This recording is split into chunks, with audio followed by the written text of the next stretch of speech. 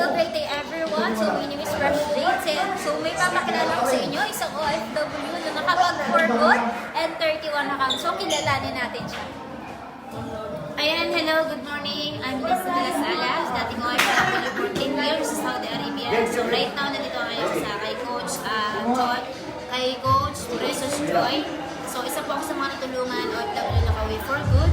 Thank you so much po sa company ng Orbis Bitus TC. So, right now, naka-31 accounts tayo. Anong ganda ng VIP clubs kung paano siya kikita. Okay, so right now, kumikita tayo ng 100 to 200,000 per month. At syempre, nakapaglabas na tayo ng sasakyan. Meron na rin tayong bahay at condo dito sa Ortigas. Kaya sa lahat ng makakapanood ng video ito, sa lahat po ng naibita ni Coach, so tayo po ay magtiwala. Yan po. So, claim na po tayo. Okay? So, dating nagdududa, dating hindi naniwala, ngayon po ay nag-claim na ng 200,000. Sa lahat ng makakapanood ng video ito, i-message mo yung tao nag-send ng video sa'yo para may turo namin sa'yo kung paano gagawin yung opportunity.